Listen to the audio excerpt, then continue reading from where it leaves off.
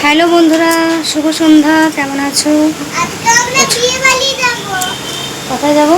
বিয়ে বাড়ি। জানো আমার একটা নতুন কালো শু আছে, দেখবে এই যে। নিচু করে দেখাও। হ্যাঁ, আজকে যাব বিয়ে বাড়ি, লজে বিয়ে। আমার যে লজে বৌভাত হয়েছিল সে লজে বাড়ির কাছে, বেশি দূরে নয়। তো এই শাড়িটা নিয়েছিলাম পুজোর আগে, তো পুজোর সময় একদিন পরেছিলাম আর আজকে পরলাম। আর এই যে এটা সেলফ গিফট, কেমন হয়েছে? মানে গিফট করেছি নিজেকে, বাট মেয়ের নাম করেই এটা বানানো। হ্যাঁ, তোমার মা। এখন আমি পরে এই মালাটা শাড়ি পরলে পরতে হয়, তুমি তো ফ্রক পরেছো, তুমি যখন শাড়ি পরবে তখন তোমাকে দেবো। তো মেয়ের নাম আর মায়ের কাম। তো যাই হোক, এটা আমি মেঘনার জন্য বানিয়েছি। কেমন লাগছে? নিজের উপার্জনে নিজেকে কিছু গিফট করা সত্যি ভালো লাগে। অ্যাকচুয়ালি যেহেতু আমার মেয়ে, তো এটা আমিও পড়তে পারবো, আমার মেয়েও পড়তে পারবে, তাই এটা অ্যাকচুয়ালি ওর নাম করেই বানানো। আর আজকে আমি এটা ফার্স্ট টাইম করলাম। কেমন লাগছে জানি না। চলো বিয়েবাড়ি গিয়ে দেখা যাক। প্রচণ্ড গরম, এই গরমের মধ্যে বিয়েবাড়ি। বন্ধুরা জানো এই মালাটা বর্দিমাস মানে আমার বর্দির বাড়ি রানাঘাট। এটা রানী জুয়েলার্স থেকে নেওয়া। অ্যাকচুয়ালি আমি দিদির কাছে টাকা জমাচ্ছিলাম একটা কিছু বানানোর জন্য, তো ভেবেছিলাম এসি নেবো। এসি নেওয়ার জন্য আমি পয়সা জমাচ্ছিলাম। তো তারপরে ভাবলাম যে না, সোনার যা দাম বাড়ছে দিন দিন, আর এই চোকারগুলো তো সবাই খুব পড়ছে, তো আমার নেই, শুধু নেকলেসটাই আছে, তো এটা ছিল না। তাই ভাবলাম এটা বানিয়ে নিতে। ছোটোর মধ্যে অল্প সোনার মধ্যে এটা বানিয়েছি, হালকার মধ্যে। প্রচুর দাম সোনার, যখন আমি বানিয়েছি 1,57,000 টাকা ছিল তখন। তো অল্পর মধ্যে বানিয়েছি, কেমন হয়েছে জানিও। তো সাজগোজ তো করে নিয়েছি, এই যে। তো চুল যেহেতু আমার স্ট্রেট করা, তাই কোনোরকম চুলে আমি ডিজাইন করছি না। গরমে না সত্যি ভালো লাগছে না, তাই সিম্পলের মধ্যেই যাচ্ছে। আর মেঘনাকেও রেডি করে দিয়েছি। আমি মেঘনার ঠাম্মা যাচ্ছি, আর ওর বাবা যাবে পরে, যেহেতু ওর বাবার কাজ হয়েছে, কাজ থেকে এসে তারপর জিনিস এঁকেছি, দেখবে? একটা জিনিস এঁকেছে, দেখবে? আর এইটা এঁকেছি, তারপর একটা আরেকটা এইটা এঁকেছি। ছবিটা কেমন লাগলো? ছবিটা দারুণ হয়েছে।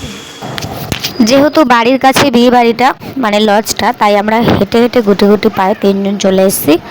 আর আমরা যখন এসেছি তখন মোটামুটি ফাঁকাই ছিল। আমরা খুব তাড়াতাড়ি চলে এসেছি, 8:30টার মধ্যে চলে এসেছি। তো মেঘনা যেহেতু ঘুমিয়ে যাবে ওই কারণে, তো আমার না একদম ভালো লাগে না, মন থেকে বলছি, লজের বিয়ে অনুষ্ঠান আমার কিছুই ভালো লাগে না। আমরা যেহেতু পাড়াগ্রামের মেয়ে, তো আমাদের নিজের বাড়িতে যে অনুষ্ঠান, বিয়ে বাড়ি হোক, জন্মদিন হোক, যে কোনো অনুষ্ঠান, সেটা নিজের ভিটে বাড়িতে যদি সেরকম উঠোন জায়গা না থাকে, তাহলে আশেপাশে কারো বাড়িতে বা স্কুলের কোনো মাঠ বা সরকারি কোনো মাঠ থাকলে আমাদের সেখানে প্যান্ডেল হয়।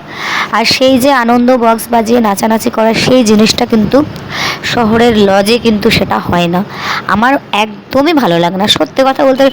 লজের বিয়েবাড়িগুলোতে না শুধু একদম স্লো সাউন্ডে গান চলবে, কোনো নাচানাচি না, কোনো হইচই না, কোনো আনন্দ না, কিছু না। যাই হোক, তাতে আমাদের কী আসে যায়? লোকের বিয়ে, নিজেদের বিয়ে তো আর হচ্ছে না। নিজেদের বিয়ে সব আমার ওখানেই হয়, আনন্দ করি।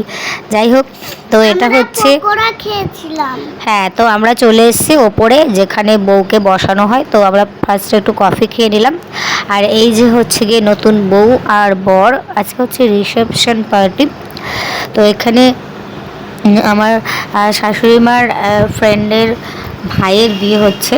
ফ্রেন্ড বলতে স্টাফ, মানে যেখানে কাজ করি সেখানে স্টাফের ভাইয়ের বিয়ে হচ্ছে। তো সেই উপলক্ষে আমরা এসেছি, সবারই নেমন্ত্রণ ছিল, ফ্যামিলির বাবা বাদে সবাই এসছে। তো তারপর আমরা নিচে নেমে চলে এসি। আর নিচে এখানে পকোড়া, তারপরে কফি, তারপরে মকটেল ছিল। তো মেঘনা বলছিল মকটেল খাবে, তাই ওকে ভাবলাম একটু আম পান্না দিই।